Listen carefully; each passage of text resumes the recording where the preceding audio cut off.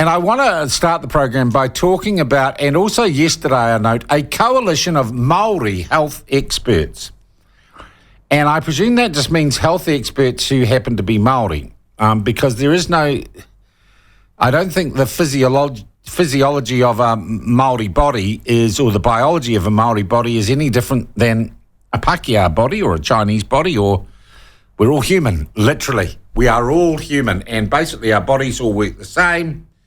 The cardiovascular system, everything else, our, the fact that we get sick, we get heart attacks, bugs get us, etc., etc.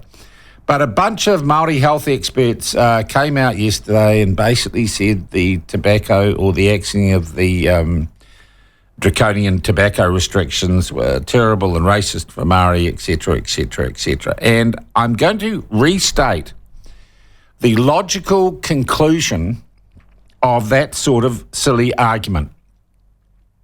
I'm not saying that I don't think overall those draconian tobacco restrictions, which would have affected me as a smoker, were a bad idea. I'm not advocating on one side of this policy or another.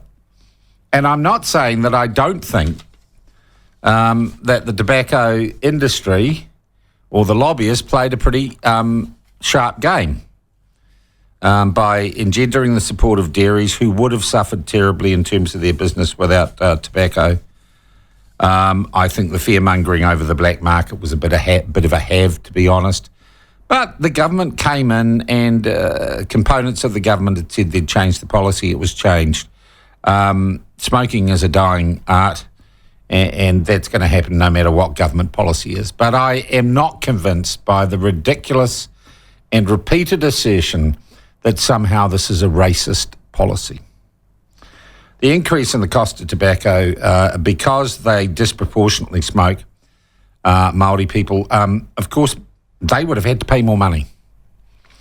But what is the alternative to all these hand-wringing, pearl-clutching so-called health experts and Māori, this coalition of Māori health experts are getting a huge run in mainstream media?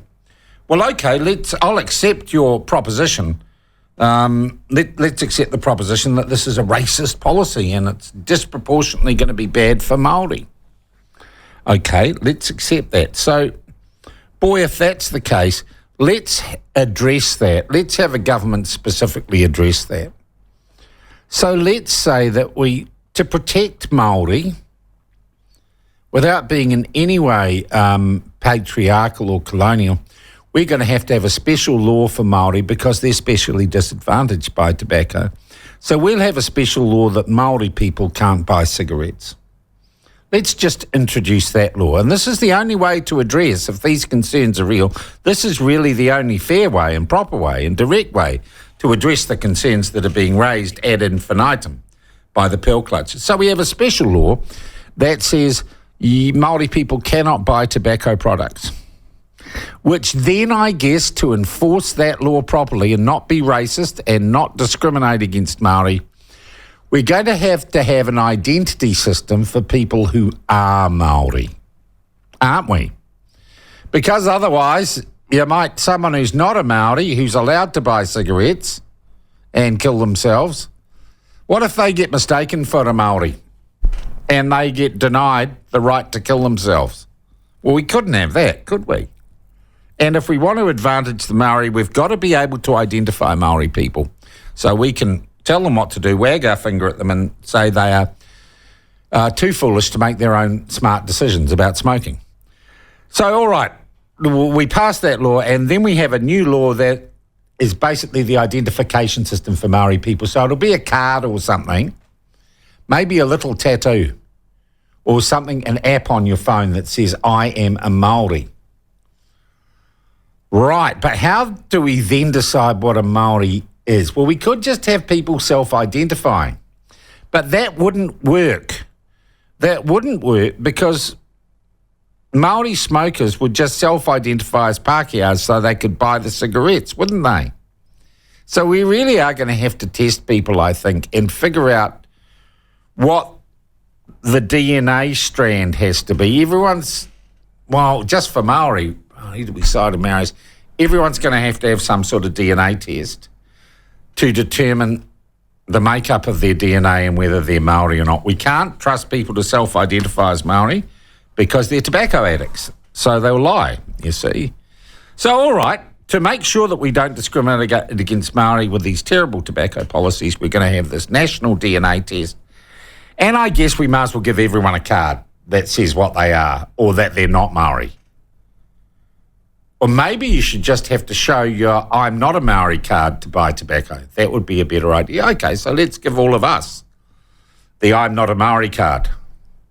And if you haven't got an I'm not a Maori card, you can't buy tobacco. I wonder if that's what all these people screaming on about racism and the Ku Klux Klan and this terrible government, I wonder if that's what you want. I wonder if you've thought about it. Or are you just having a crack because you're all fundamentally left-wingers and you don't like the makeup of the new government, which was, of course, elected by all sorts of people who didn't need cards to say what their ethnic background was. Māori and Pākehā, and all sorts of people. New Zealanders, actually, New Zealanders. So this is why I get a little bit, and I think many other people get a little bit sick of the unending whinging about the tobacco policy. I'm not saying something dodgy didn't go on, but a lot of dodgy things go on in politics. But if you're going to screech that it's a racist policy or discriminatory against Maori, think of the alternatives to remove that supposed discrimination and think of the terrible, terrible precedents and systems we would have to set up to achieve that outcome. I, for one, know that smoking, from personal experience, is a dying habit. I don't mind us spending money saying that, but don't run around calling people racists because, perhaps philosophically or perhaps because of political influence on political parties, we are not proceeding with what would have been some of the most restrictive tobacco laws, I would say health laws in the world.